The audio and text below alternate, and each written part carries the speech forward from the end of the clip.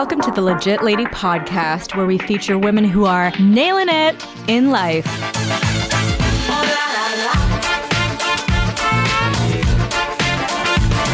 How's it going, Legit Lady listeners? This is your host, Julie Fetterman, and thanks so much for tuning back in to the podcast where we feature impressive women to inspire the world. Really appreciate you listening this week. We have a really fantastic episode planned for you. And before we hop into that, I want to take a moment to give a shout out to all of the amazing people who keep reviewing the Legit Lady podcast. Thank you so much. This is really helpful. And if you haven't yet done so, please take a quick minute or two, hop on over to iTunes, go over to Stitcher, subscribe on Spotify, give us your firstborn, all that and more. But really, give us a quick review on iTunes, Stitcher, etc., because it really helps boost the podcast up in the rankings and it helps get us out to the widest possible audience. And that's truly our goal. We want to take over the world and spread our love all over the place. So with that, I want to give a quick shout out to a wonderful fan who has written quite the review on Stitcher. And it's from Legit Fan. And the title of it is So Worth Listening to Whether or Not You're Legit, ... or a lady. This podcast shares deep dives into the lives of women who have lived through real challenges and amazing experiences. It's not only an inspiration for other women who must deal with their own struggles, but provides important insights for men into the lived experiences of women living authentically as who they are. The people Julie introduces to us to are as diverse in their experiences as anyone could imagine, and the long-form, unedited, or minimally edited conversations are personal, intimate, gritty, sometimes raw, and always fascinating. Wow. That is a better review than I could write myself. Thank you so much, whoever you are in the universe. I really, really, really appreciate it. And definitely big inspiration for any of you who haven't yet written a review. So thank you. And I really look forward to reading more. And if you're looking for another way to support the podcast, a really great way to do that, especially if you have a couple bucks to spare, is through buying me an online coffee. Or Ko-fi is the website. It's kind of funny. So this is on an online tip jar. Think of it like you're buying me a quick drink or a little online high five. It's a, hey, Julie, you're doing a great job, because podcasting is certainly not free. Everything definitely costs money to be able to put together a podcast and run a podcast long term. So feel free to go to ko-fi.com. So that's ko-fi.com/legitladypodcast. fi.com/legitladypodcast. And what we have is we've set up a nice little page, and it allows you to tip us about $3 at a time, which is pretty cheap. Don't think you can buy a coffee unless it's straight up black coffee for $3 anymore at most cafes. So that's a steal of a deal and a really great way to say congrats, keep going, keep doing what you're doing. And we certainly appreciate everyone who has tipped us online already. Okay, this week's guest is an absolute treasure. And the only thing more impressive than her knowledge and passion for the Backstreet Boys is her effortless humor, honesty, and quite frankly, her ability to say what we're always thinking. She's a LinkedIn Learning author, which means you can take her courses online and see her beautiful face. She's also the Senior Instruct Program Manager at LinkedIn. I've had the pleasure of working closely with her for a little while. Please give it up and give a warm welcome to the one and only Donna Alexander.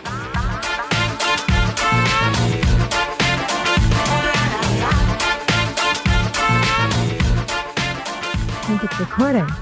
Awesome. Fantastic. Okay, well, first, most importantly, cheers. Cheers. This is so great. I know. Do you think this is going to turn into like a drunk history? I hope so. Amazing. Let's do this. I mean, it's a Monday, and no Monday is complete without this Gooder ham and Wurtz. I know this has a bit of a kick, doesn't it? Made in Canada. Made in Canada. Yeah, if you're not a big fan of this, we can switch it up for the next drink. But I drink everything, so good. Everything is fine. Yeah. Good. Mm-hmm. You're an equal opportunity drunk. It's Absolutely. It's only fair. Oh, man. Well, Donna, thank you so much for being here on a Monday of all days of the week. I hate Mondays so much. But I love you, which is why I'm here. Yay. On a stupid Monday when it's blizzarding and disgusting in Toronto. And winter's the worst. But anyways. It is the worst. Yeah. It is. But we are so grateful to have you on. And you know how this works. Mm-hmm. We get to know you through 10 main questions. Ooh. We'll ask you. I know. Dun, dun, dun. And we get to ask you lots of follow-up questions because you are a very interesting lady, contrary to what you might think. And you're here for a very great reason. Cool. So with that, let's dive in. Sure. Let's do this. Head first. Question 1, which is, what advice would you give to your teenage self? So this one, I think, honestly, is very easy to answer. And I think that I would tell my teenage self to try. When I was a teenager, especially towards the tail end of high school, getting into what are you going to be when you grow up? Where are you going to go to school? There were many things that I wanted to do. But honestly, I was in a period where I was censoring myself. And quite honestly, I was scared. So there were things that, for example, I wanted to get into radio broadcasting, which is full hilarious. Circle. And here we are back at it. But I was too scared to make the audition tape, even though I was accepted to the program. So it was only one more thing for me to do, but I got scared. So I just didn't try. I mean, with that being said, very grateful for the way that my life turned out. Obviously, lots of good opportunities. Met my husband. Probably wouldn't have happened if I'd gone to a different path. But it's always one of those things in the background. Like, what if I had tried? What would the difference be? But still super happy. That's where I am now. I can imagine. Mm-hmm. And what do you think was holding you back from trying? That one, I think, is also easy to answer. I am an only child. I am the only child of my parents. My parents have always been super loving, super doting. I think it was a balance of my mom always telling me I was so great. My dad always being just a little bit more realistic. Like, oh, you got an A, like what happened to the A+? Mm-hmm. So for me, there was that fear of what if I wasn't excellent in this, because it was such a huge competition to try and get into this program. So that, I think, held me back, and I didn't want to feel like a failure. And so I thought it was just easier to not bother, which is crazy looking back at it now. I mean, that fear of failure is a very real thing. And I think especially like us type A sort of individuals, we all feel a similar way. How did you manage to get over that hump and feel free to fail? Or is this something you still struggle with? Great question. I think that I actually became more comfortable with failure working at LinkedIn. Starting at LinkedIn, it was very different to every other place I'd ever worked. So I worked a bunch of random jobs. I worked at Tim Hortons. That 5 a.m. drive-through shift was the worst. Oh, no. I worked in a factory doing package delivery. I worked as a bartender. I worked as a server. So lots of varied things until I figured out what it was I wanted to be. And I remember the gentleman, the fool who referred me to LinkedIn, my good friend Perry. One of the things that he said is that this place, LinkedIn, is going to be very weird to everything that you've done. And he's like, and I know you, and you're not so much a hugger. You're not so much an extrovert. So you're going to need to get over that in order to really feel like you belong and really give the place a shot. And so it was really hard at first. I remember that first week, I was like, why are all of these strangers hugging me? Like, I don't know you. It's why so are people weird. Touching me. I know. It's like, why are you in my space? And then over time, and it really didn't take that long, but now I see people and I hug them. And so it's completely transformed me, and it got me over that fear of trying and that fear of keeping that wall up really for no good reason. That's incredible. Yeah. Transformation station. Yeah. That's great. You mentioned radio broadcasting. Yeah. What are a few other things that you held yourself back from doing And if you could go back in time, what else would you try to do? Because obviously things have worked out really well for you. This has been an incredible learning journey. Absolutely. But if you could jump back, take a time machine, what would you have done differently? So if I were to get in the Wayback Playback machine, I would definitely have gotten into performance arts. So yeah, super into acting when I was younger, as well as singing. And those were the things that always make me happy. That's probably why I love karaoke so much. And I also think, I'm patting myself on the back here, but I think it's true. I think that's why I excel at my job, because for me, doing these workshops, it's a 2-day performance. Like you put your hat on, you give people what it is that they want, and then afterwards you reset and then on to the next thing. That's a great segue, because for me, I pretty much vaguely understand what you do-ish, but I don't. I'm glad the one of us does. That's the pretty much and vague. Yeah. But for a lot of the people who are listening, they don't really know this world that we live on the corporate side. Sure. In fact, a lot of my friends who are close to me, if I try to tell them anything about what we do, they say, please stop talking to me in business speak. Boring. Yes, exactly. So if you wouldn't mind, give us the easy to understand rundown of what you do. Sure. At LinkedIn, we have many different lines of business. I work in the sales solutions line of business with my friend Julie, who's sitting across the table from me. And in my role, I work with customers who've bought multiple subscriptions. And my goal is to help train them so they can train others, because it's completely unmanageable for us as an internal team to train all of the people who've bought the licenses. So ideally, it's a train the trainer, sales enablement, get better at using the thing that you bought. And I do that globally. And is this a project that you more or less crafted and has now scaled out? So the program existed before I started working in the role. It just sucked beforehand. No, I'm kidding. Not kidding. So it was different before I started. Let's say that. That's the PC. Yeah, exactly. But it's been really good to be able to be one of currently 2 people in the entire organization who actually does this role. So I can make changes as I see fit in partnership with my global partner. But it's really making sure that we are doing the right thing for the customer and being able to evolve as our customers' needs evolve. That's incredible. It's a good time. It is a good time. Yeah. I see your famous selfies pop up. Oh my gosh, my big forehead and my giant teeth. It's amazing. It's amazing. I know. No, it's great. I love that it's like a consistent thread that you have. It's like you take a selfie to commemorate and celebrate what you went through, good, bad, ugly. I always call it my family picture. It's like, you guys are my little family. Like, we've been through 48 hours together.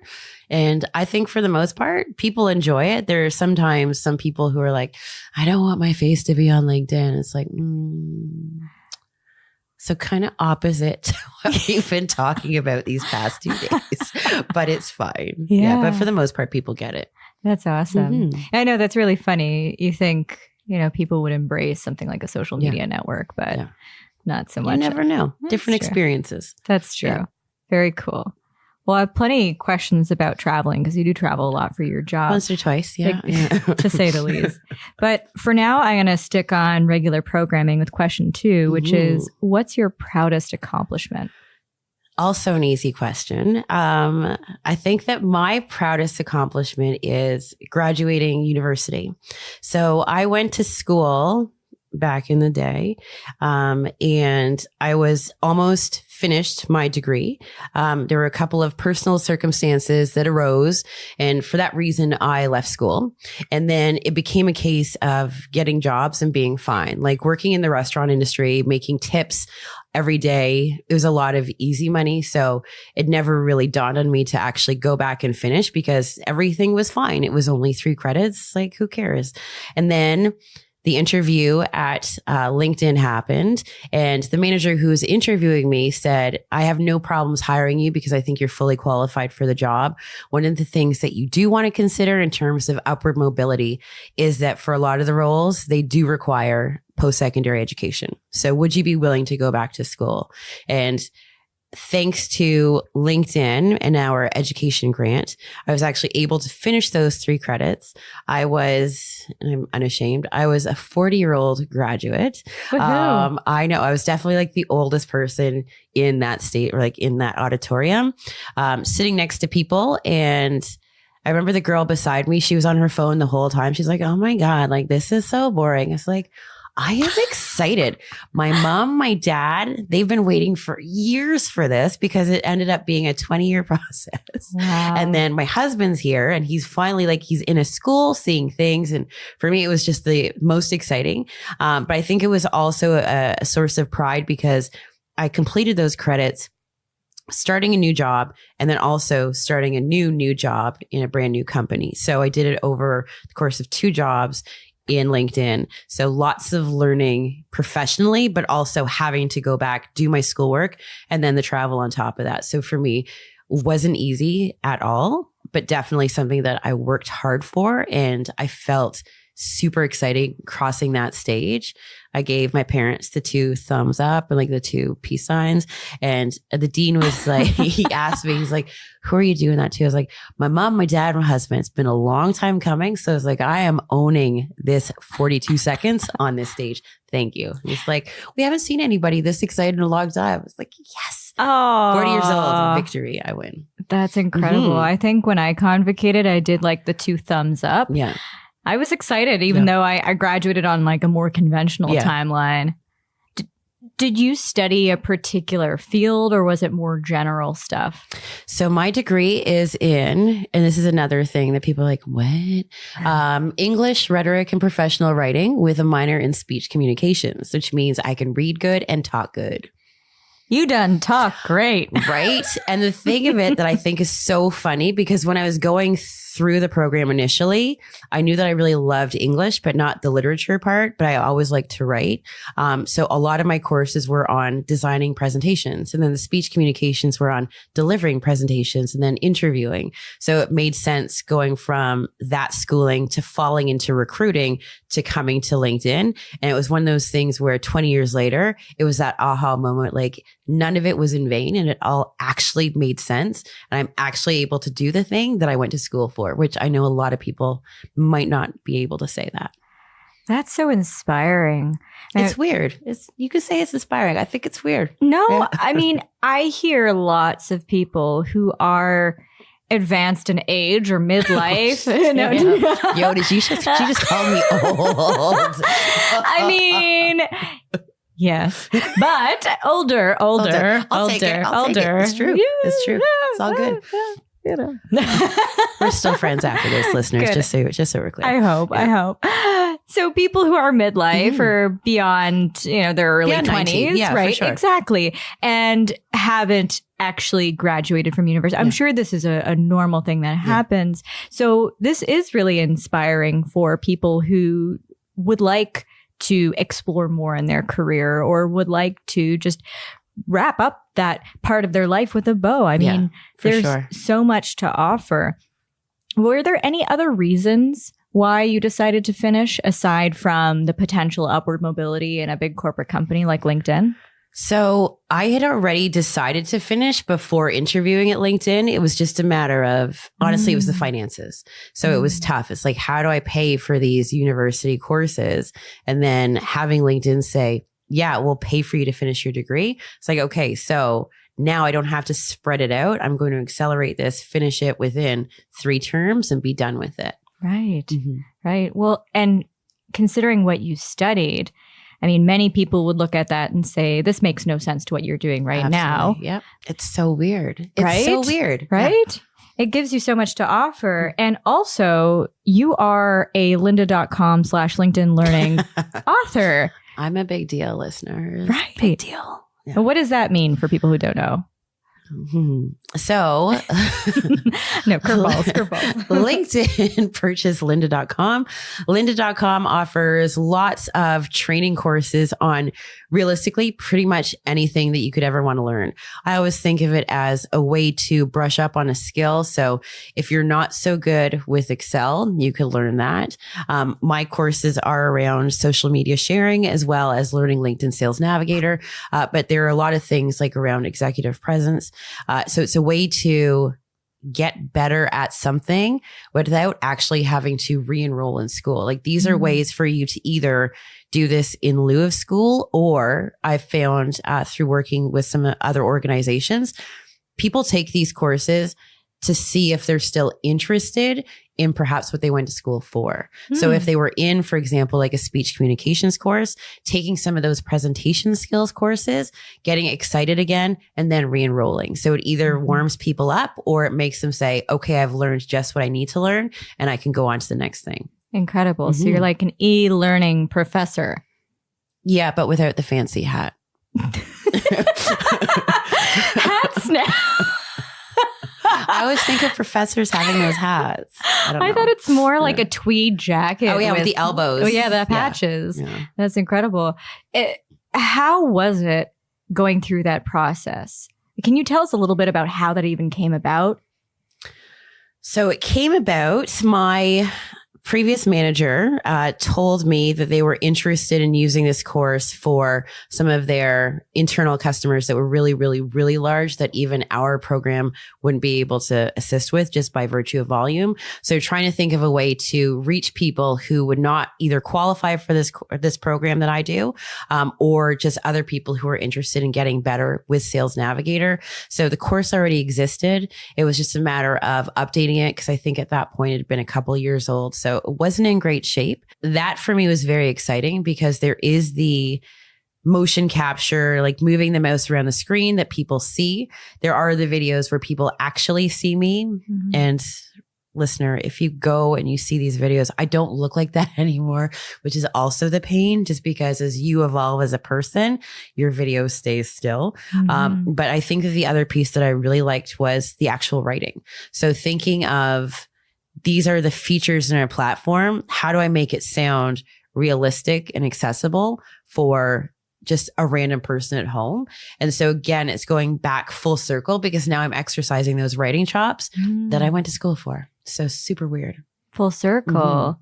So you actually have to write down a full script. I have to write a script. Oh. Yes. Is there a teleprompter that? No. There is not. Oh, yeah. So you've memorized the script and you're delivering it in a booth. Oh, no. So there's a teleprompter for the live videos. Right. But I mean, for the most part, because I've written it, I know what I'm going to say and I know what direction I'm going in. It's just a matter of the producer saying, eyebrows up, shoulders back, bigger smile. Make sure you don't toss your head too much. The whole experience that was another frightening thing because then you're in a booth, you've got a producer who's saying, okay, the words that you're saying are great, but I need you to have your eyebrows up and shoulders back and give me a little bit more enthusiasm. And then it really makes you conscious of how you speak and how you present, even if people aren't seeing you in that moment. It's just screen capture and they're just seeing your mouse move around on the screen. But it's like, how does my voice sound? And I've found that's been really valuable, especially when I'm having customer calls. So I will always try to do the shoulders back unless I'm super comfortable and then smiling. So also previous job as a telemarketer, I wasn't a telemarketer. I was doing password resets for, for a hotline, essentially not that kind of terrible. Not that kind of hotline. But one of the things that they gave us, and I still have at my desk, is it's a mirror and it's smile because it's designed to make you, when you're on the phone, look in the mirror and ask basically what's happening with my face, because generally the way that your face is the way that your voice is. So make sure you're smiling. That's true. I think it lifts your palate. It really does. Yeah. Another good exercise is just walking around. That's hard to do when you're doing all of the screen capture. But that's one of the things I always used to tell people who were interviewing when I was recruiting is if you're doing a phone interview, make sure you're standing up. Because usually if you're standing up, you're a little less comfortable, a little bit more formal. Your voice will naturally go up. Fun fact. Oh, that's interesting. I'm a pacer. So if I happen to be standing up, I will get like 500 steps in on a single phone call. That's good for your Fitbit. It's great, right? Yeah. Man, that sounds like a new challenge. That's really cool. Yeah, it was super cool. Like very excited. Very excited to be redoing the video again in a few weeks. Ooh, fun. It's going to be so great. That sounds amazing. Yeah. Oh my gosh. And are you one of those people that you love seeing yourself on screen or no? Hate it. Really? Yeah. I don't know why, but over the past week, people have been resharing the video. And for me, it's horrifying because now as soon as I open up that link on LinkedIn, it automatically plays me. And I'm like, oh my God, like, what are you doing? I don't want to hear your voice. I don't want to see your face. For me, a lot of times, once it's done, it's done. And once the producer gives me the thumbs up, it's like, I don't want to see it again. Like we're done here. Yeah. Goodbye. Good day. Yeah. Next Love thing. you, Donna. Bye. I'll see you in 6 months. Bye. Bye. 5 hours ago, Donna. Ugh. It's done. Yeah. Rest in peace. Oh gosh. Well, moving forward to question 3, considering all the things that you do, Yes. how do you balance work and life? Effort. I think anybody who says that the pace that we go at is easy is a fucking liar. Frankly, I have a husband who I love. Hi, baby. I have a cat who I also love. I've got parents. I've got friends. The only way that I think I can maintain my sanity as well as make sure that people are getting the time and attention they deserve is through effort. So I live by my calendar. I make sure I know when Brian is off so I can make sure that I spend time with him. Trying to schedule time with my parents, which is a lot easier because they're both retired. The cat, I mean, he gets a little antsy sometimes, but in general, but always looking to my calendar to make sure that I can find the time to spend with people because especially as we get older, it's important for people to know that they mean something to you because unfortunately you never know what can happen. Life can be taken away from you in an instant. And I think for me, my biggest regret would be if by virtue of being so sucked up in my job and always traveling and always on the road, and always doing something, not letting people know how much they meant. That's a powerful sentiment. Mm-hmm. Two things. I mean, one, living fully expressed. So not holding anything back. Yeah. I mean, that's something that many of us are not great at. We feel like we should censor ourselves or we are afraid to tell people how we actually feel. Yeah. And also actually making the time to spend. It's very, very easy to get sucked up in a corporate job or a non-corporate job. For sure. Because we're on this treadmill and we're telling ourselves or we're being told that we need to invest more time, more this, more that in order to progress to that potential next thing. For sure. But at the end of the day, you reflect and you say, yes, I'm helping people and we provide a great service. Yes. But we're not solving hunger, cancer. That's exactly the way I look at it. There was a moment last year. My cousin passed away and I was overseas and I didn't get to participate in either the celebration of life nor in the funeral. And for me, it gutted me because it was a case that I knew that if I was at home, I would have been a very active participant in everything. I would have been able to be with my family. And it was that realization that I am not curing the world's problems.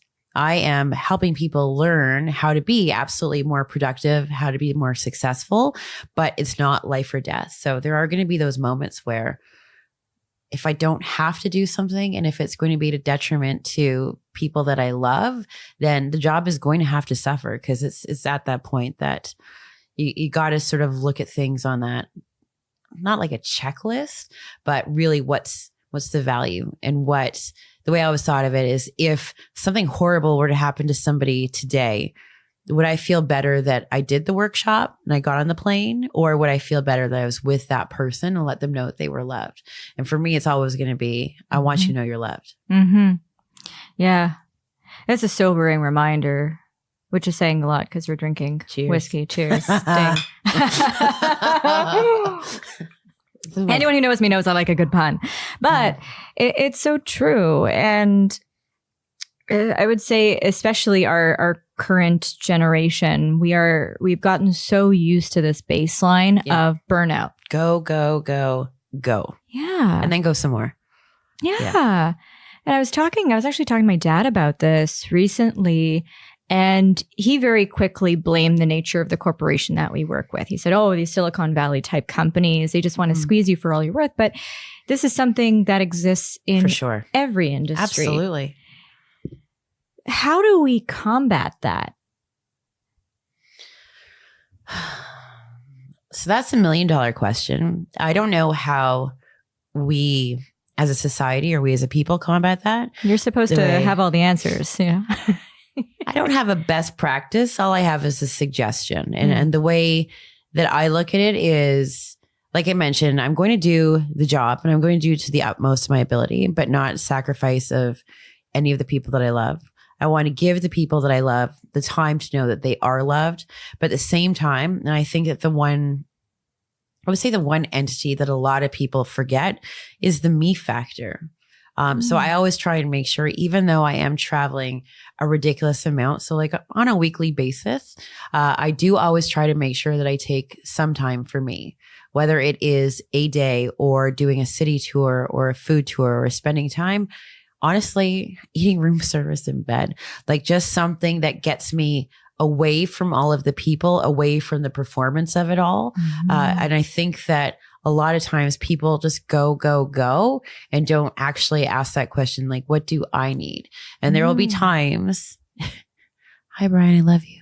And there will be times where I will come home even after travel and I will ask Brian, like, what time are you going to be done work? And if he says he's going to be done early, quite honestly, there will be times where I will say, is there somewhere you can go? Because I just need a minute. And then I actually feel unselfish in those moments because I think it's more harmful to our relationship to be together when we're not both in a good headspace than for us to delay being together for 5-6 hours and actually make it something worthwhile. Yeah, that's really key. I think a lot of people have this notion that strong relationships are about being together all the time. Or if you ask for space, that's a personal attack on that person. Yeah. That's really admirable that you've been able to cultivate that type of relationship. I think we're also very lucky. So Brian and I met when we were both in the restaurant.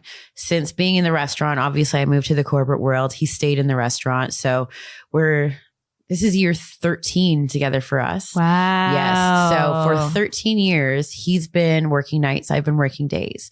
So at the beginning of the relationship, it was heartbreaking because I was like, why can't you come out for dinner with me, my friend? Like, I want you and me. Well, I work in a restaurant. So weekends, not so much my jam because, that's when people want to eat the foods. So for us, it was just a case of getting used to that. And now that's our cadence. And I think even though I'm traveling a lot, the fact that we make the time to be together and it is quality time and we're fully devoted and invested in that time is what actually makes it work. And I mean, we talk still every day, multiple times a day, but we just don't see each other all of the time. But I think that that's helped to make us stronger because instead of being so reliant on each other for our happiness and our well-being, we know who each of us is. And knock on wood, heaven forbid, if anything were to ever happen to our relationship, I know that we both be okay because at least we know who we are as individuals and we'd be able to survive. And my heart breaks for some of my friends from my younger years who spent all of their time and invested everything in the person they were with, but had no idea who they were at the end of the day. And then if the relationship broke down, I've never seen people so lost because they have no idea what to do. They have no friends. Everything is in that man and the person or the people that man is with. So to be alone, I just feel sad. I feel like we're doing some good things. It's very different. I would say it's very unconventional, but it really works for us. That's amazing. Yeah, you guys always look so in love with each other anytime I see you guys. So. It's true. We're in love. It's so great. So great. 13 years in. Yeah, 13 years. Was there ever a time in your relationship where that wasn't the case, where you... Yeah. Oh, yeah. Yeah. Oh, my God. Yeah. Let's see. When was definitely more than once. So at the very beginning of the relationship, I would say year one, honeymoon, everything sunshine and roses. Always. Year two, I'd gotten into corporate. He was still in the restaurant, but I'd also moved to Toronto and he was still in Ajax. So dealing with that commute was that double whammy. And then he moved in. So going from, again, being an only child, having my space, having everything be where it be. Now I'm sharing space, and I didn't know if I could do it, to be quite honest. Cause I was like, this is weird. There are socks on the floor and I didn't put them there. And I don't know what's happening right now. It's not my job to pick them up. It's not my job. They're not my socks. But yeah, it was definitely, it was a growing opportunity, which I appreciated. And I think that for us, it was a case of us growing together, because obviously he'd never lived with a girl. I'd never lived with anybody. Even in university, I had a solo room. I never had a roommate. So it was glorious. So I'd never had somebody actually in my room, in my space, but we were able to grow together. I mean, yeah, there were some times where I think I remember throwing a pair of his jeans off of the balcony. Actually. Sorry, Brian. I love you. I'm sure he still has pants. I hope so. She's like, that's his only pair. It's like, oh, that's awkward. Pantless Brian. Oh. I love you. Too funny. And because you travel so much, you mentioned this is generally speaking for the good of your relationship, having that space. It makes you crave that time together more often. But you have a way of staying connected that is very unique. Can you tell us a little bit about Love Monster? Sure. Everyone listening is like, what is this? It was like 6 words in. I was like, oh, I know where this is going. So, what was it? Probably about 5 years ago. Brian gave me what is a child's book. It's a little hardcover book, and it's all about Love Monster. I didn't actually know, but it's part of a series. But one of the things that Brian has always been good about doing, oh God, this is so embarrassing. I'm probably going to cry. When we are together, I'll get the tissues. You talk, I'll get the tissues. When we are together, and when we are getting ready to go to sleep, just because I work days and I'm always perpetually exhausted, and he's working nights. So generally coming in later than I am. Oftentimes what he will do is he will actually tuck me in. Oh, Yeah. He will take me. If I fall asleep on the couch, he'll pick me up, tuck me in, sweet little cuddle until I fall asleep. Like it's adorable. I'm a child. I'm a 42-year-old child, but it's amazing. So one of the things that he gave me probably about 5 years ago is this Love Monster book. I bring it with me everywhere. And my primary reason really for bringing it is I'll take pictures of Love Monster and me in places. And it's really to let Brian know, even though I'm having fun and everything is fantastic, I always want him to know that I'm thinking of him always in every single moment, even though it might look like I'm having a blast. He's always in my heart, and Love Monster's always there. Love Monster has gotten some really good pictures. Love Monster got a picture with Danny Glover on a plane. I mean, Love Monster's a big deal. I thought I was a big deal. Love Monster's a way bigger deal. Oh, that is so sweet. I know. That's incredible. So cute. I know. So cute. You guys are disgusting in a good way. I'll take it as a compliment. Yeah, absolutely. Yeah, we're the grossest. We're so gross. Yeah. And you're notorious for meeting a lot of celebrities. I see this pop up from time to time. Actually, I see it pop up more often than one would probably think. It's true. What is the most memorable celebrity experience you've ever had? I would say Bryan Adams. Okay. Yeah. How'd that come up? Meeting Bryan Adams in the Montreal airport. I was doing a connecting flight, as was he. I saw him in the lounge. I thought it was him. And then I saw somebody go over to him get a picture with him. And I was like, okay, so it's definitely him. My girlfriend and I had seen him in concert maybe 3 weeks before. So I got immediately anxious and I was like, I need to get away from this man. So I literally grabbed all of my stuff, got into the elevator. By the time the elevator got there, so did Brian. And I was like, oh no, because now we're in an elevator together. And then he looks at me and I looked at him and obviously people, you can't see my face, but I was like, oh my God, it's Brian Adams. He's like, how are you? And I was like, how are you? How are you? Oh my God. I was like, do you know who you are? He's like, I do. I absolutely do. And then he was lovely. I told him that I had a girlfriend. She had been going through a hard time.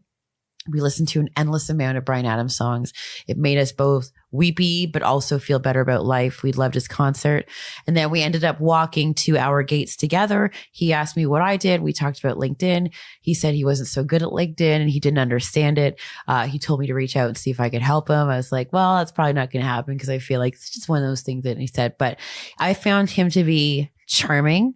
I found him to be not egotistical. And I found him to be actually very curious about the whole world of tech. And it wasn't a case of, oh, I'm a big deal. Like, do you know who I am? It was, tell me about you. Like, I don't understand this thing that you do. And I would love to learn more. So we spent and I did time it. We spent a good 12 minutes together. Wow. Yeah. And I was like, this guy's my best friend. This guy's my best friend. Oh. And so got the selfie. It was amazing. And I immediately messaged Brian after I dropped Bryan Adams off at his gate. Brian number 2. Yeah, B2. And then I messaged Brian and then my Brian sent me a message back saying he happened to be listening to Heaven by Bryan Adams at the same time. What? And he's like, I made this happen. I was like, calm down. It had nothing to do with you, you crazy person. My Brian's so dumb. I love him so much. Did you ever message Bryan Adams on LinkedIn? No, because he said he doesn't actually own his profile. He said that he's got somebody who manages the social media page. But more realistically, he's like, if you want to reach out on Instagram or like on Facebook, it's like, blah, blah, blah. It's like, just slide into his DMs. Sup, B? Yeah. B-A. I have to say, one of my favorite parts about the story is your opening line was, do you know who you are? Do you know who you are? Yeah. Yeah. And he's like, duh. Yeah, obviously I do. Is that your standard celebrity line? No, absolutely not. Really? Yeah. But I was because I've been listening to Bryan Adams. He was one of the first, and I've already told you my age, so it's fine. He was one of the first records that I got. And I remember I got his album for Christmas when I was very young. And I remember I played that thing to death, even to the point that my parents were like, can you stop it with the Bryan Adams? I was like, no, I love him so much. So it's been like a 30 plus year love affair. Then that was a momentous meeting, yes, for sure. Absolutely. Okie dokie. Question 4 is, can you tell us about a difficult moment in your life? Just to switch the table a little bit. So from the good to the ugly. A little bit. I would say a very difficult moment in my life was losing a friend. I lost him to... Yeah, this might actually, I'm glad these tissues are here. The tissues are here. Lost him to suicide. I think this is we're in year 7 now. Yeah, 7 or 8. It's been a long time. But it was one of those things that I'm going to say we as a group, our group of friends, never saw coming. He wasn't always the happiest guy. We knew that there were challenges, but had no idea that it had gotten to that point. And I think for me, that was the realization that you do need to make sure, like I said earlier, you need to make sure that people know that they're loved. And I don't doubt for a second that he knew that I loved him, but I just do remember the last time that I saw him, I remember we were making plans to get together. And then 2 days before our plans were to come together, we lost him. So it was one of those cases of, if I had rescheduled, like maybe would things have been different? I mean, I don't want to torture myself like that because I honestly don't think that, how do I put this? I'm a firm believer that if something's going to happen, it's going to happen. You might delay it by an hour or a day, whatever the case may be. But I I do believe that there is a plan for everybody's life. And I do think that losing him, like for our group of friends, was definitely the most difficult thing that we had to face as a bunch of friends. But I do believe that we were all able to at least learn from it, which I think and I hope would be the thing that he would want us to get out of it. I think that we stopped being as selfish. I think that we were selfish when we were together as a band of friends. I don't think we're not perfect by any means still, but I do believe that we learned more about ourselves and more about being vocal when it comes to loving somebody. And so, I mean, oh my gosh, am I going to cry? I think safe space. I think that the thing that I think is just important is that if you love somebody, you have to tell them, because you never know, like I said earlier, if it's going to be the last day or if it's going to be the last moment. So that's why I think LinkedIn has been so good for me, like being able to freely hug when before I probably wouldn't have. And it makes me wonder, like, did people like pre this sort of more open Donna, like, did they know? Which is why I think I've been trying so hard to make sure that I'm going back to people and letting them know I love you and you do mean something to me and you are important, and XOXO, even a heart emoji. Like, I'm giving you something. And I think that at the end of the day, it's the small things that we remember, the things that make the impression. It's not always going to be a giant diamond ring. It can just be a hug that's well timed when somebody's having a really crappy Monday. Yeah. Thanks for sharing that, by the way. I mean, of course, that's not an easy thing to talk about. It's a good learning moment. It is. I mean, yeah. It is. And it's an incredible reminder for us to continue to express ourselves openly, or start expressing ourselves openly to people, because for many, that feeds into even what they tell themselves of, I don't think I'm loved and cared for, or I have friends, but do they actually care for me? Absolutely. That said, there is another side of the coin of being willing and open to accept that love. For sure. And say, yes, I'm worthy of being loved. Yes. That's a really difficult thing that even myself, I've struggled a lot with. And I don't think I'm alone in that. And that's where, the idea and conversation around suicide becomes very convoluted. Yeah. People tend to lump it together and they say, mental illness. Yes. Right? Yeah. And there are so many factors involved. So it's, a silver lining during a tragic time that at least it's positively impacted behaviors and other people. But you can't for a moment say that this was on your shoulders or you as a collective. And it took me, I would say it took me a good few years to realize that, because I kept, quite honestly, torturing myself. It's like, what if I had called him after that last time I saw him? And what if I had moved up the date of our meeting? Because instead of like going out, getting drunk, being hungover, knowing I need like a buffer 2 days, like what if?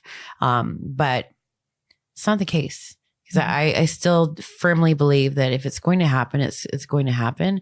I think that we can do all we can as individuals, like I said, to make sure that people know that they're loved. And maybe that will make it more difficult for them to do the things that they want to do, or delay it and give them more time, more joy. Sometimes that means the Titanic will turn and they're no longer going to have those feelings, but you can't. It's just like sports. You can't win all the time, but all you can do is be who you are and make sure that you're doing the best thing for the people that you love. Yeah, really well said. How did you get out of that challenging time? How did you correct that mindset that you were torturing yourself with? Quite honestly, for me, the easiest thing was to write. His Facebook account was still open for years. And so a lot of the times it was actually when I was in the air, because I felt like being in a plane in the sky, that's the closest I would ever be to him compared to being on the ground. Ooh. So oftentimes that's where I would write my messages to him. And I found it to be very therapeutic. Whether it was just telling him that like I felt like I failed you, or I wish I had been there more for you, or I wish I understood where you were. It felt, from my perspective, it felt like I was opening the door, like lowering the wall and letting him know. And I mean, obviously he never responded, but it did make me feel like at least I'm putting it out there, and at least I can stop torturing myself, because I did what I did. You can't change the past. All you can ever do is learn from it. And I feel confident saying that I have learned from that experience, and I've learned to appreciate people more deeply. And I hope this doesn't sound terrible, but I feel like if this experience were to happen to me again, I believe that I would be better equipped to support people who are probably feeling like I was then. So I'd be there to lean on, because I've been where you've been. I felt what you felt. It is not nice. And I'm here to tell you that it's okay. But not only that, because you're not going to believe me immediately. And that's fine. Same thing with like a bad breakup. You never, no, everything it's not on you. It's fine. But there is going to be the moment where you turn the corner. And I want you to remember that you're okay and you're good enough. And this is not your fault. This is life. Sometimes life sucks. That is true. Sometimes life does suck. I really appreciate that method of putting pen to paper and being able to express yourself through that. It's a really powerful medium. Absolutely. Because they can't talk back. Nobody talks back when you write. It's true. Yeah. It's true. And nobody interrupts. It's perfect. Although if that were me, I'd totally be bawling on the airplane doing that. Oh, I was. Yeah, I found it would usually actually end up being, and I would always watch, whenever I felt that mood, I'd call it my Daniel mood. I'd always watch like a cartoon or some sort of Disney flick. I remember the last time it was The Jungle Book. And I remember because obviously listeners, I'm very fancy. So I'm in my lie down bed in business, having my drinks, flying over from London. And it literally hit me probably an hour and a half into the flight.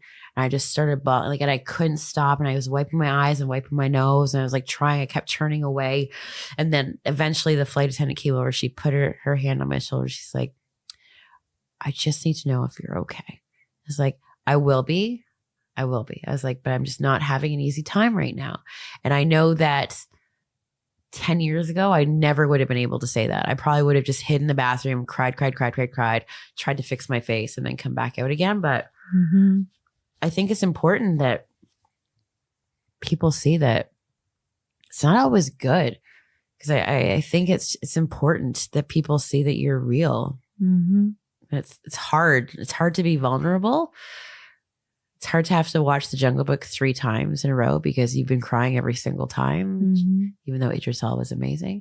But it's good because I think it just makes you a real 3-dimensional human being. And I think that a lot of times people worry about being perfect. And I believe that I am perfectly imperfect and I'm amazing in my crappiness and I own it. And that's who I am. As we all should and as we all are. Yeah. It's actually interesting as you were talking about that and being okay with being vulnerable, being okay crying in public because sometimes, in your words, sometimes life sucks. Yeah. Right? Yeah. And thinking about even where we work. I mean, we work in an open concept. So open, yeah. Right? I have a hydroponic planter and it just started going and it always scares whoever's sitting here. Spit at me. Just to lighten the mood. Gotta water some basil.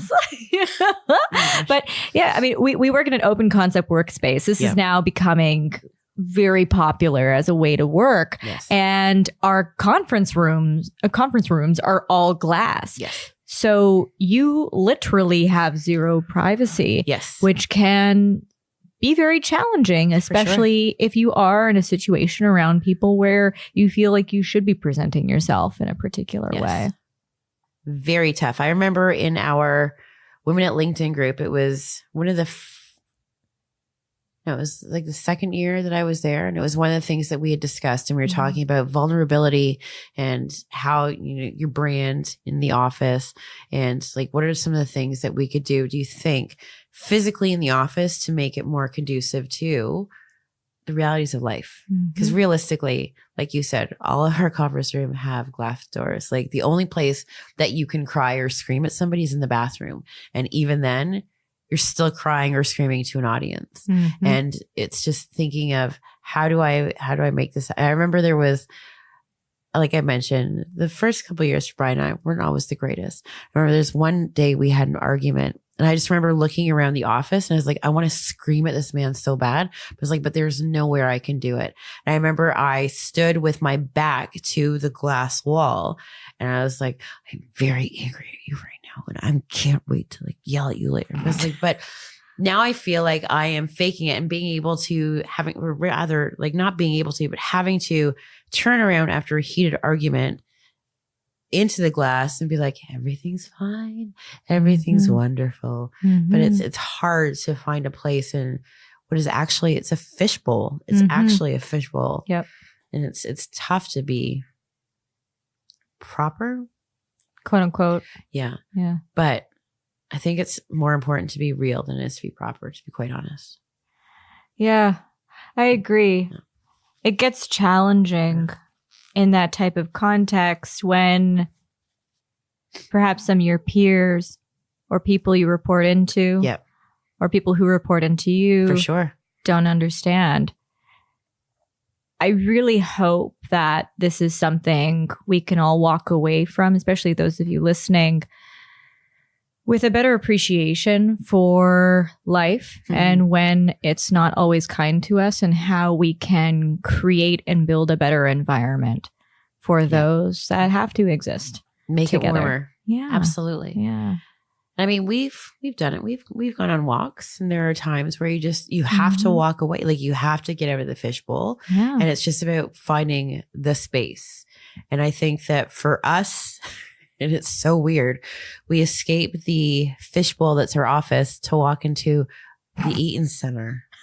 It's like the largest mall in Toronto for those of you that don't live here. So the irony is thick. It's crazy to go from an office of like 180, with glass walls, into a mall that's always rammed full of people. And that feels like the safer space to walk around and cry. And it's very odd. It's a very odd existence that we live in. To say the least. Yeah, absolutely. Speaking of odd existences, I want to get back to talking about travel because you are a travel maven, both for work, but also for fun. Absolutely. Yeah. If you had to guess in the past year or so, how many flights or how many destinations did you go to? I don't have to guess. I know. You know? You've counted them. I know. Okay. Of course I know. Give it. I know that via Air Canada and the Star Alliance partners in 2018, I know that I was on 108 planes. Wow. In addition to the 8 flights that I took outside of the Star Alliance partners. So that's 116 flights. So last year, for calendar year 2018, I was in a plane 49 out of 52 weeks. These are the things I know. These are the things I know. Yeah. The look on your face right now is priceless. I was like, I know math. No, that's impressive. No, it's aggressive. That's the word you're looking for. Jeez. It rhymes, but it's fine. Yeah. So for us muggles here, what are some travel hacks or travel tips that you learned along the way with this aggressive travel schedule? Perfect segue. So I'm actually going to be writing a LinkedIn blog. So Andrea Webb, fabulous colleague. So she wrote a publishing post on LinkedIn all about travel. So things that are, I think, very sensible, very reasonable around like the suitcase you should pick, things like that. I want to look at it more from a branding perspective. And I think that there are a lot of things that I've learned beyond the what suitcase, your toiletries, blah, blah, blah. I think number one, if you're traveling bright and early in the morning, if you are hungover, if you don't like early mornings, do not travel with your company's branded like backpack, suitcase, whatever. Because as soon as you act out, people automatically judge you. And I think one of the things that people always forget about branding is I'm not judging you as an individual, but now I'm attributing it to the whole company. So never, if you think that you're going to be in that space, don't travel with your company branded stuff. Good advice. Yeah. I learned that from observing people who behaved badly, and it automatically says to me, I have no interest in your company. Like it's horrible to say, but you're behaving so badly that now you're tarnishing the entire company's brand. Yeah. As far as branding for number 2, I always try when I travel to travel in something that is unique, whether it is a graphic tee or my very bright orange Nikes, because they're super comfortable. But I find, especially with the frequency of travel, people at customs will be like, oh yeah, we've seen you before. Like everything's cool and it's great. Either that or it's a conversation starter. I highly recommend the graphic tees, especially when you get to customs. It gives them a laugh. And honestly, a lot of the people in those customs and security lines are bozos. So anything that you can do to make them laugh is going to make your life a whole lot easier. Number 3, we are in winter and winter sucks. Now, I don't know where you are, where you're listening, but we're in Toronto and the weather's horrific. Understatement. Of the world. And oftentimes there are random blizzards or just random foolishness that will delay things. And oftentimes, especially if I think of like a Toronto, New York, Chicago, the weather can wreak havoc. There are flight delays. People will be very, very mean to these poor little gate attendants. So I always make sure that I bring something because it's winter, especially if there have been a whole lot of delays. They've been trapped at this desk, having people yell at them probably for hours. And it's a very simple gift of, are you interested in this kind bar? Because you probably haven't eaten. It's a very simple gesture. It makes them feel human again and not just like a target, but quite often it does sometimes end up reciprocating very well on you. So you might get a business class upgrade, but the very minimum, I think it just gives me that warm, fuzzy feeling because they've got somebody who's been screamed at for 3 hours. I gave them a granola bar and they felt like that was the best present in life. And it's so small, but again, it's one of those teeny tiny things that makes a lasting impression and it's super easy to do. Ooh, I love that. I'm in a bunch of travel groups like on social media. And what I hear a lot is people who bring gifts for, say, flight attendants, a box of chocolates or something from the terminal. And I have never actually heard what you shared about giving something just simple, something that humanizes that person who's even at the gate. Doesn't have to be fancy. It doesn't even have to be a box of chocolates, just something. No, because I think a lot of the time, if you roll up with a dozen roses or a box of chocolates. That's aggressive. Well, I mean, you never know. Some of these people are extra. But I feel like if you roll up with that, they immediately spy you and they're like, I know exactly what you're after. But if it's that whole, I'm sorry about all these flight delays. You probably haven't eaten all day. Here's the granola bar. If you don't like it, let me know. It's totally fine. It's fun, but like it's just a simple gesture. And then I think the other thing that I've also been taken to, especially in weather like this, but it's also around the holidays, is I used to travel around with holiday cards and I give them to my Uber drivers. Aww. Because it's just, again, it's a simple thing. Somebody's providing a service, but they also do a lot of times get the poop end of the stick and it's not nice, especially in terrible weather. So it's not your fault we're stuck in traffic. It's not your fault there's a car accident. It's like, here's a card, handwritten. Sometimes throw in like a little gift card, like $5 at Starbucks. It's not a lot, but again, it's one of those things that makes somebody go, somebody cared, and it can make all the difference in the world, but it's so easy. My heart feels so warm just listening to you. Stop it right now. It's gas. She's fine. Oh, that's funny. Oh man, that's so nice. It's really great to hear that kindness still exists out here in this world. It has to, because if we don't do something, then my God, what is this world going to be like? Yeah. Absolutely. Okay. Regular scheduled programming. Okay. Question 5. Who or what inspires you the most? This one I think is tough. Because it makes me, I think there's lots of different types of inspiration. There's professional, personal. So I'm going to go to my longest lasting inspiration. That's going to be my mom and dad because I love them so much. Aww. So mom and dad have been together for, 47 years. So they've been married for 47 years. They've been together for 52, Wow. which I think is outrageous, especially by today's standards. Relationship goals. Like seriously, like they're maniacs. But they moved, well, they immigrated so my dad moved from Dominica, so super teeny tiny island of the Caribbean, to England because Dominica was British ruled. So therefore, once you graduated or like if you're looking for a job, you automatically move to London. Saw my mom at the bar, asked her out for like 5 weeks in a row. She had no interest. Finally, she's like, "Oh, fine, whatever." And then they got True married. love. Yeah. Then they started dating, got married 5 years later, and then we're at 52 years together, which is again outrageous. But they chose to pick up and leave all of their family to move to Canada in search of that whole better life. For me, it was literally just for me. They're like, if we hadn't had you, we would have stayed. But we wanted to make sure that you had every opportunity, which is amazing.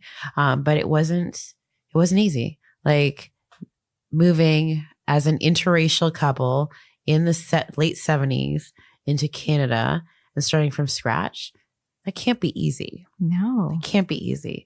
But they worked super hard, super, super hard. And I know that's where I get my work ethic from. And they deserve to both be retired and do nothing. My mom, she's a maniac and she refuses to do nothing. My dad, he's like, no, I earned my nothing. So I'm doing absolutely nothing. And he's really good at it. I'm so proud of him. But they are still in love. They are still full on #couple goals. To the point that Brian and I actually got married on their anniversary. So the four of us share an anniversary. Was that on purpose? It was on purpose. Yeah.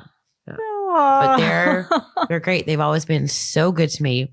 So good to each other, so good to Brian, so good at caring for friends, family, no matter what it is, that it's not hard to want to be like them.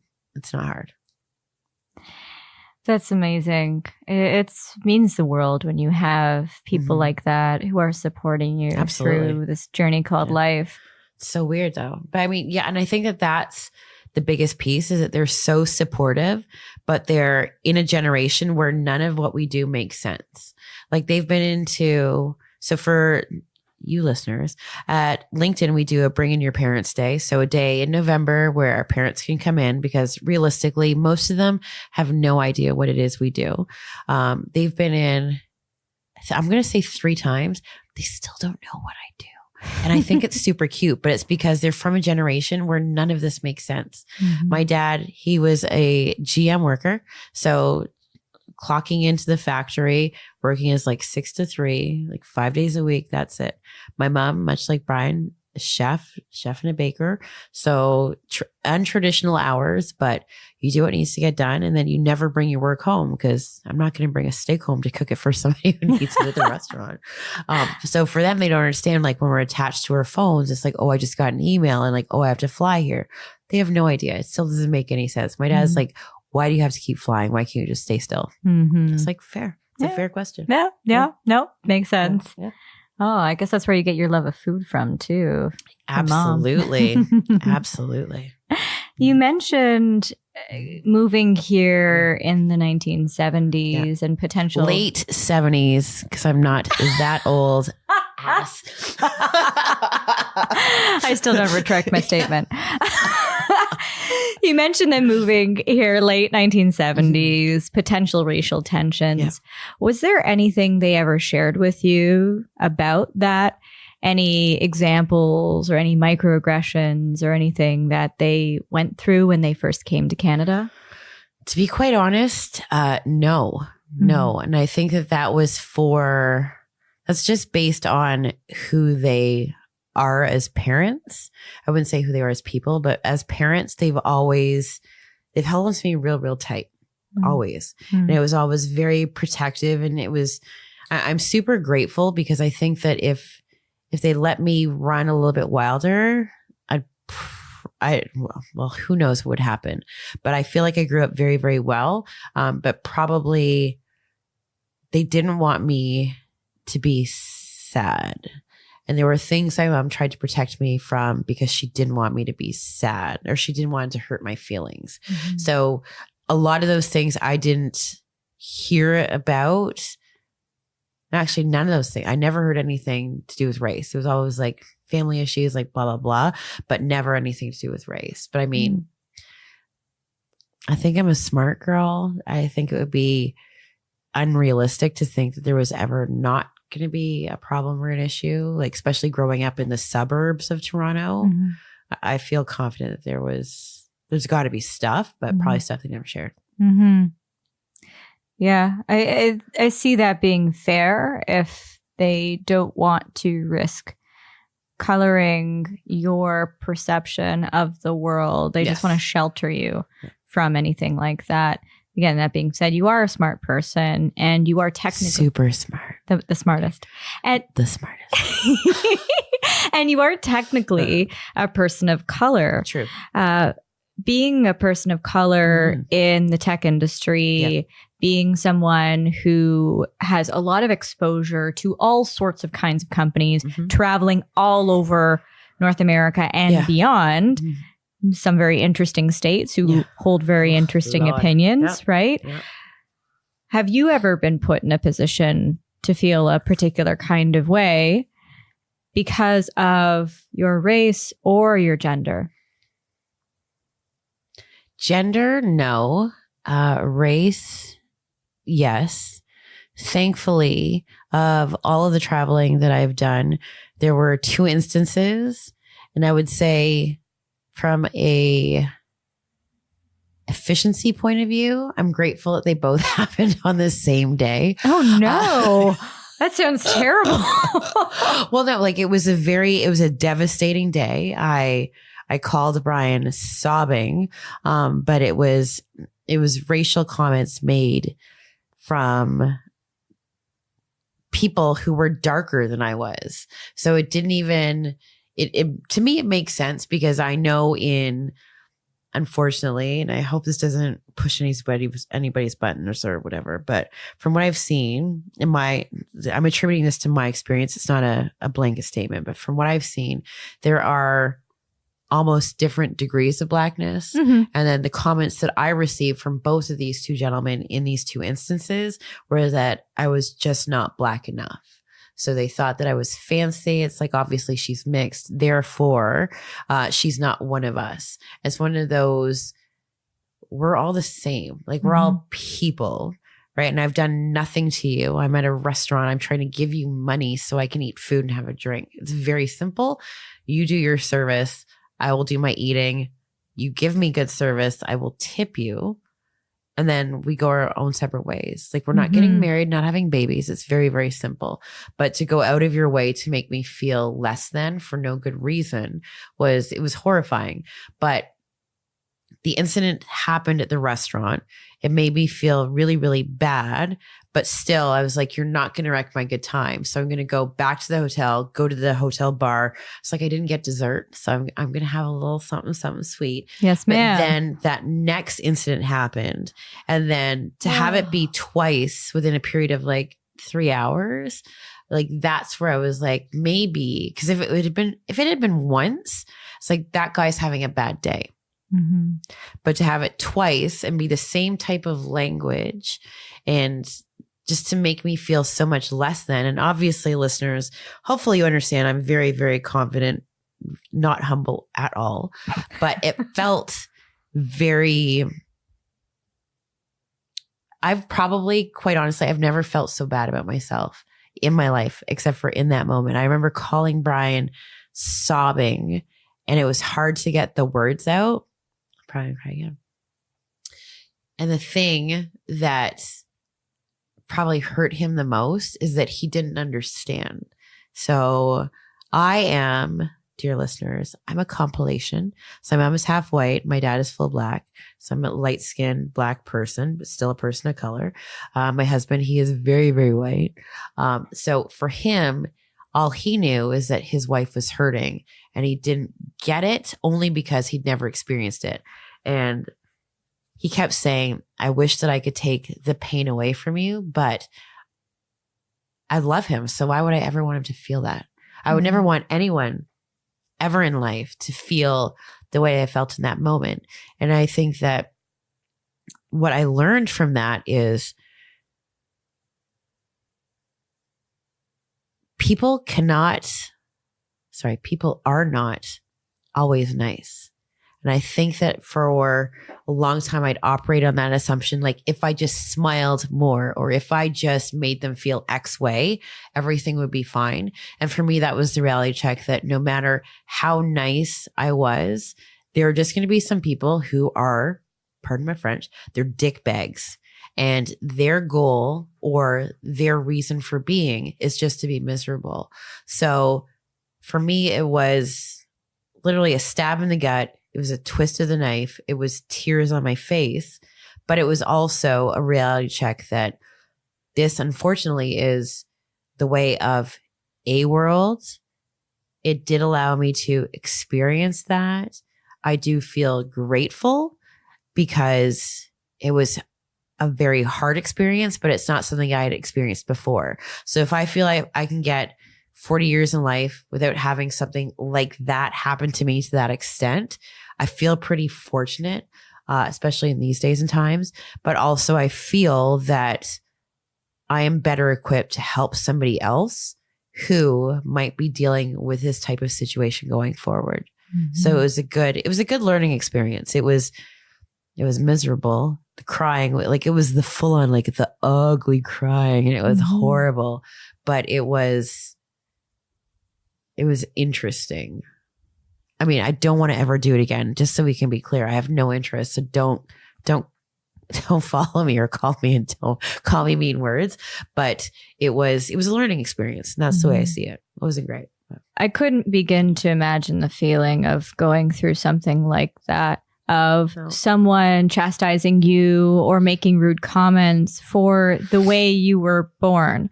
And you have no control over. Literally no control. You do not, you don't get to, it is not like ordering a pizza. You can't say like, these are the toppings. These are like the settings I'd like to set before I pop out. Like, that's not how it works. More pepperoni, blacker skin, please. Right.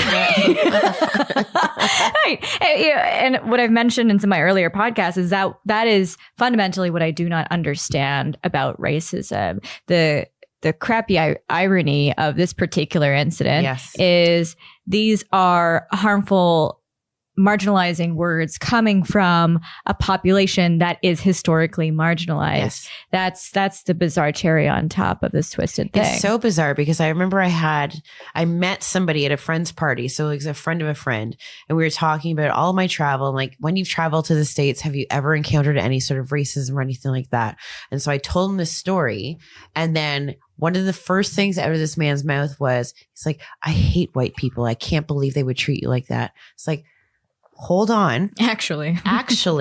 Surprise twist. Yeah, it wasn't a white person. And I think that the automatic assumption is that racism only exists white versus black, white versus Asian, whatever the case may be. There are degrees of racism within your own race. Mm-hmm. And I think that that's where it hurts the most. Because if it was a white person who said this to me, it was like, well, you're dumb, you don't understand, and you're coming from a very bad place. But to have to equate that to somebody, again, who's the same as me, like, we're supposed to be people. Mm-hmm. And now you don't understand, but you should understand better than anybody. Like, it's almost like there's no excuse for it. Mm-hmm. And I think that I stopped making excuses for it, which was, it was a release. It was good. It wasn't good, but. Oh, I can imagine. You mentioned it as degrees of blackness. Yes. And that is very similar to all sorts of other cultural communities. Sure. So we've discussed the Asian hierarchy in previous podcast episodes. That is a very real thing where if you were born in, quote unquote, the wrong place in Asia, For sure. then you were lesser than other communities. Even in Southeast Asia, it's the same ideas that fuel skin whitening. Yes. I went to India and you did not see anyone on TV that did not look incredibly light skinned. Mhm. It's just all these racial tensions, all these hierarchies are saddening because at the end of the day, we are all human. We're all people, it's a pigment. Man. Like, that's it. Yeah. Yeah. Well, with that, very light, sunshine and rainbows topic. Oh, but it's timely. It's interesting. Child, Lord. I know. It's like, here, record this podcast. It'll be fun. She said, it'll be easy. She's right. She said. Yeah. All right. Question 6 is, what is the most adventurous thing you have ever done? Easy marriage. Boom. Okay, go on. Why? I was never that little girl who would ever play wedding or play dress up or like any of that. I had no interest. I grew up, as mentioned, only child. My best friends have always been my parents. So I grew up in a very adult world, but it was never you must have a child or you must get married or you must find yourself a husband. I had no interest, honestly, until I found Brian. And like even the boyfriend before Brian, it was like, yeah, I guess maybe we'll get married. Like, I guess, but I'd never honestly thought about it until I was like mid-20s, until I thought I was like, oh, this marriage thing, like people do this? Oh, like, but I had no interest. And then to fall in love, this little ding dong, he's so great. He's so great. By the way, I call him names all the time. He loves it. But I think for me, the adventure was giving my heart to somebody and knowing it could be broken, but willing to take the risk regardless. Like for me, that's bigger than bungee jumping. That's bigger than skydiving. It's forever. And I love that little bozo. Damn. I love you, Brian. That's poetic. Especially the bozo part. especially that. So what was it about Brian that captured your heart? You don't need to get like super mushy about it, but just for all of our unlucky in love listeners. For my whole life, I've been used to getting my own way. I am a very strong-willed personality. I would say that the only two people in my life who would ever be able to give me pushback would be my mother and my father. Brian, so he's younger than me, and this little ding dong walked up and he had a lot of pushback, and it was intelligent pushback. It was not pushback for the sake of pushback, but it made me feel challenged. It made me feel worthy, and it made me feel like I am willing to fight not only for this man, but I'm also willing to fight with this man. And it's not just a case of I can walk over him, but stop making that face. I know, I'm dying. I'm like, oh, it's so cute. He's the greatest. He's what I never knew that I needed. And I had no interest in, but he makes my life. Like, I'm not going to say he makes my life complete, but he makes my life. He really does. Stupid, sexy Brian. He's going to be listening to this podcast on repeat, I think. Anytime we get in a fight, he'd be like, oh yeah? This is what you called me? Yeah. Oh, no, that's incredible. I wish for everyone to find the kind of love that you guys have clearly for each other. Yeah, it's good. It's good. We love each other. Oh. All right. Question 7. What do you attribute your success to? I think if you've listened to this podcast the whole way through, it should be evident. My mother, my father, and Brian, my mom and dad have supported me my whole life. I think that they've been cheerleaders without being delusional, because I think that sometimes people can cheer you on and think that, like, say, oh, you're the best, even if you're crappy. I think that they've always been able to give me really constructive criticism that has allowed me to correct myself and make changes in order to be better. And then Brian. So Brian as mentioned, he is in the restaurant industry. Our whole tech world is still a mystery. Like, this is year 5 at LinkedIn. I'm convinced he still has no idea what I do, which is so cute. But I remember after I came back from the interview, and I told him how it went. Obviously, it went amazing. But I remember him saying that if you're really interested in this place, you should go forward. A year goes by, 2 years goes by, get a new job. And he's like, I've said it from the beginning. He's like, you are going to be the president of this company. And the thing is, he has been saying, he's like, you're going to keep changing jobs. And he's like, you're going to be the president. You're going to be the president. I was like, so we don't have a president in our company. Like, we got a CEO. He's like, fine. He's like, take that guy's job. I was like, awkward. I mean, why not? Why not? What's stopping you? But he challenges me to keep thinking bigger. Whenever I present him with where I'm at, whether it's a whole like next play, like what's the next transformation in my job, or, you know, what should I be thinking of? Even though he's not living it, he still tries to think it, and he tries to encourage me to do it, even though it's not his world. He sees what it can be, and he dreams it for me, which is incredible. That is special. And for people who don't have a Brian in their life, unfortunately, fortunately, right? Yeah. There are other people that can help that vision. Oh, absolutely. Right. And I know mentorship has played an influential role in your life. Yep. I'm laughing because I knew this question was coming eventually. Of course. Go on. Yeah. No, I mean, can you tell us a little bit about how that's played out for you? Because there's a lot of people who don't even feel comfortable with the idea of mentorship or even know what mentorship is or can do. And because I know I got the insider scoop of the story, I know this has been a very real thing. I think it'd be really helpful. For sure. So I started at LinkedIn, and probably about, was it like 6 months afterwards, I got a new manager. My new manager said to me, I guess backing up. So at LinkedIn, we've got the spirit of transformation always. What's your next play? Like, what's the next thing you want to do? How do you want to transform your career? So I didn't understand, because it's like, I've been in this job for 6 months. I don't want to do anything except for learn this job, maybe.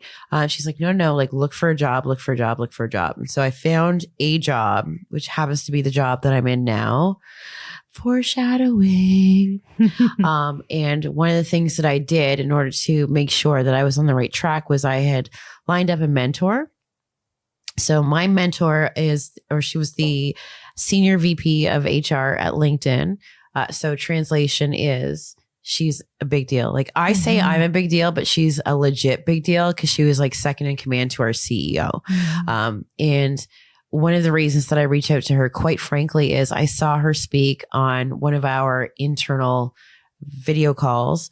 I was impressed by her realism, because I think that especially in front of a global crowd, a lot of people, and they can get into like executive speak and feel forced. They're telling us the things that they want us to know. But for her, I felt that it was real. I was like, this is a real lady. She's got a personality. She's got a sense of humor. So one of the things that I did was I sent her a message and said, I want to talk to you. Didn't let her know what it was regarding. But she did get back to me. We had a conversation. I asked her to be my mentor. Her response immediately was that she said yes, which is like a whole say yes to the dress, but without the dress thing. So it was very exciting. But she did say yes. And she said one of the reasons that she did say yes is because a lot of people don't ask her. She said that because of her position, even though she has a lot of knowledge and a lot of experience, people get intimidated by the titles. So they don't actually ask her for her guidance. And she thinks that's a misstep. So one of the things that she said to me is, yeah, I'll absolutely be your mentor because you're ballsy. And she's like, and that's something that I admire. Yeah, you are. So, true story. So I think that when it came to looking at the job that I'm in now, I had run it by Pat, so the mentor, and she she really encouraged me. And one of the things I learned in one of our Women at LinkedIn meetings very early on is that, and I forget the exact statistics, so I'm not going to make it up, but if a woman looks at a job description, we won't apply for it if we don't have like 85% of the qualifications. Whereas for a man, it's like 50% and they'll apply regardless. And so that was the way I felt looking at this job description. Even though I knew I could do it, I was still afraid. So going back to question one, like when I was a teenager, like I was afraid to try. So Pat was actually the one who actually walked me through my experience, walked me through what it is I could do in this job. And she helps me gain the confidence to actually make the application. And again, here I am 3 years later in this same job, and it worked out. So it was great for guidance. And I think I could have turned to my mom and my dad. I could have turned to Brian, but the three of them, bless them, they've never worked in LinkedIn. They've never worked in this type of environment. So they don't understand exactly like the nuances. So I think hearing it from Pat was just that different layer that really, it encouraged me to be able to do it and actually take the step forward. So I think if you don't have a mentor, I highly recommend to at least get someone either formally or informally to bounce your ideas off of, whether they're in your exact company or in your exact space, but at least somebody who plays in your same type of field, who can understand what it is that you do and what you want to do. Yeah, that's great advice. And big reason why I wanted to bring it up, because a lot of people don't know. They've never been exposed to this. Do you still stay in touch with her? We do. Yeah? We do. Yes. Yes. On the Instagram and on the Facebook and also on the LinkedIn.com. Absolutely. And how often would you recommend connecting with a mentor? Or is there no correct cadence? So for Pat and I, we did a year. And then I had a different mentor for a year. And I think that one of the things that she helped me identify, because she was my first formal mentor ever, but one of the things that she helped me identify is that there needs to be almost like a cadence. You need to frame out exactly what it is you want to get. So is the life cycle of this relationship going to be a year formally and then whatever happens after that? Or is it 6 months? Is it 2 years? And so for us, it was 1 year. And I mean, it worked out because then she moved companies. But just figuring out like, what is it that you want to get and what does the timeline look like? And then just like, almost like a job, at the end of that year, you can reevaluate and say like, do you want to sign the new contract or do you want to like move on and just be friends and not have it be so formal? And do you actively mentor anyone right now? See, much like Pat, nobody's asked me. The gauntlet has been thrown down. You heard it here first. Dun, dun, dun. Very cool. Very cool. All righty. Question 8. What item or items could you never live without? All right. So if I was a burger, I'd be a cheeseburger. Because we're getting cheesy right here. So things I could never live without. I could never live without my mom and dad ever in life. Ever, ever, ever. The thought of that, it makes you want to cry instantly. I could never live without Brian because we've been together for so long and he's my other half. He really is. Even though he's so stupid. My little baby cat, Edwin, because he's so cuddly. And now for my Sarah Jessica Parker answer, I could never live without love. I really couldn't. The love of a good man, the love of my parents, the love of great friends, the love of my baby cat. Like I think that I didn't know, or I don't think I was able to fully verbalize how important love was before, but it's so critical. And I don't believe that, I don't believe that I could survive. Then beyond that, cheeseburgers and popcorn. Those are my two weaknesses. Oh, and drink. I like to drink. Scotch, gin, I don't care. All things. As soon as you said Sarah Jessica Parker, I thought you were going to say shoes, and I was about to get very confused. No, love. Like Carrie Bradshaw. Exactly. Yeah. Exactly. But I don't know. My mind went to shoes. That's fair. I mean, a good shoe is nice, but I got big feet, so I have problems. I got the opposite problem. I wear like kids' shoes. See?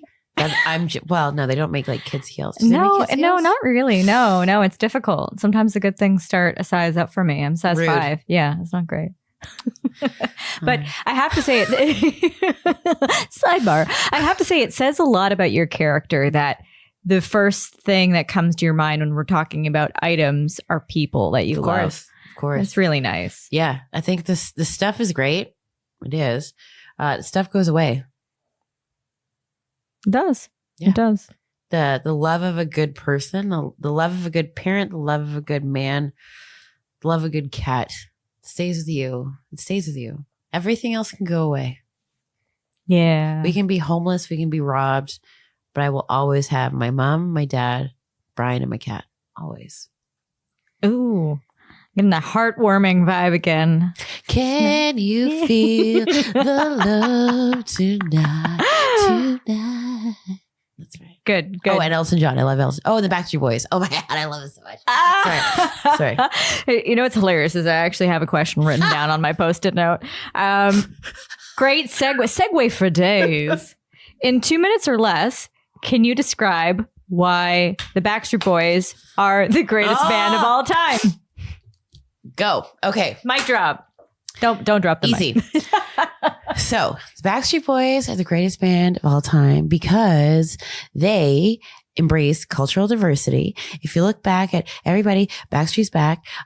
Kevin was the first person in terms of boy bands to dance with a non-white girl, which is why I love him so much.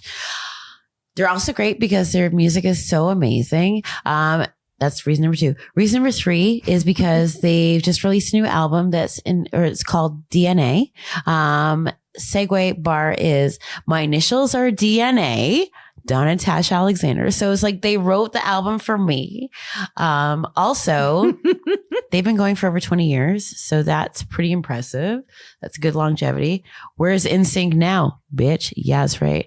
Also, they've been through a lot of problems. They've tried to do solo albums. They've gone to rehab. They've had babies, heart surgery, all that stuff. But they've come back and they have a residency that's finishing up in April. I'm so sad. This is cry number 3 for the episode. But I'm going to get a meet and greet. It's going to be amazing. It's going to be so embarrassing. But they're just great. They make me feel so happy. Favorite person in the band? Obviously, Kevin. I love you, Kevin. She's like as if you had to ask that question. Come on now. Okay, perfect. I had to make sure we got that in. Everybody. Yeah, rock your body. Yeah. I'm just gonna keep singing until you actually have a question. I was gonna let you go. Yeah. Rock your body right. And she's doing the dance moves too. She's back. All right. Perfect. You got to add singer to all of your other things that you do. Done. Although when Andrew and I were in Jamaica, I did get an entire bar to sing a Backstreet Boys song. Yeah, you did. I have the video, and I intend to post it when I go for the meet and greet. Yes. So they can fall in love with me. Yes. And we'll be best friends. Done deal. Ha. Okie doke. Question 9. Is there anything you'd like to promote? No. Nothing. No. Not even yourself. No. I thought about this one. Huh. I did look at the question, and no, I feel like everything it's organic. You know what I mean? If people want to find you, they'll find you. Obviously, so I work at LinkedIn, therefore I'm on LinkedIn. So if you want to find me, look on LinkedIn. You're going to see this podcast on Instagram. You'll be tagged on Instagram. Like, I'm not making shoes. I'm not selling burgers. Like, I don't know. I got nothing. We're going back to shoes and burgers. I mean, here, go to the keg. My husband works there. Like, they're like, which one? I don't even live here. Don't tell him I sent you, though. He'll be. You just have listeners going to every single keg asking. People walk in. I'm looking for stupid, sexy Brian. Is he in here? Just star swipe to a lot of very confused hosts. Perfect. Well, that is definitely a unique answer to this question. So very cool. No. Why not? Nothing. I got Yeah. nothing. Why not? I'm here to be. Do you. I'm here for you. I'm here to promote this podcast. Woohoo! That's it. Yes. Damn straight. All right. To wrap things up, we have reached question 10. It's a big one. It's a big one. It's a big one. It is a big one on purpose. What is a lesson you learned the hard way that you'd like to share with our listeners?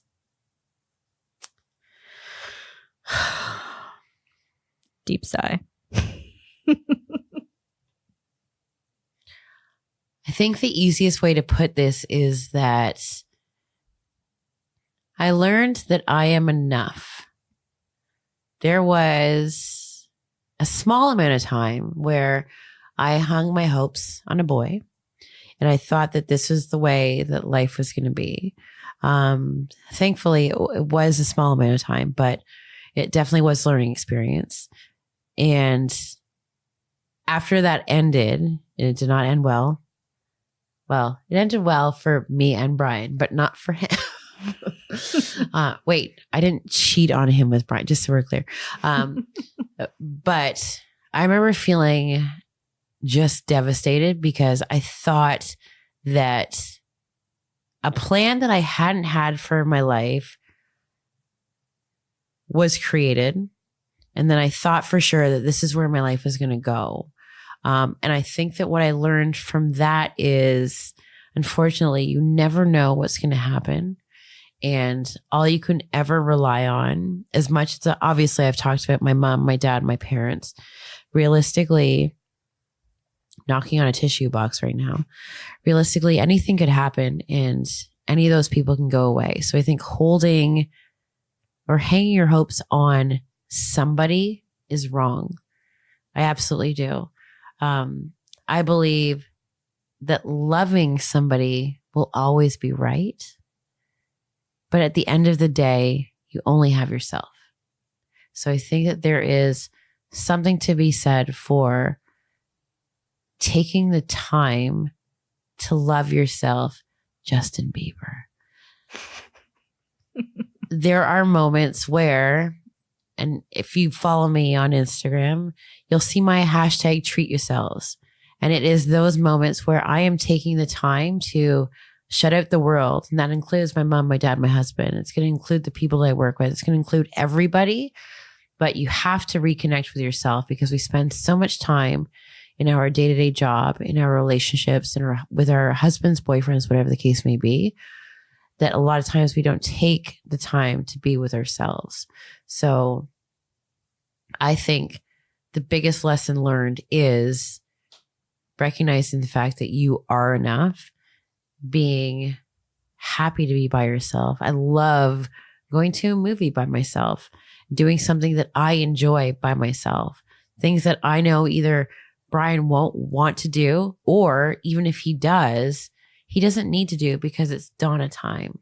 And I think that a lot of people get scared to put up that barrier and say, this is me time. And I think it's something that we need to do more often because I think for myself, it makes me feel far more human. So I recommend it. If you see me at the movie, don't talk to me because I'm by myself. I don't want to talk to you.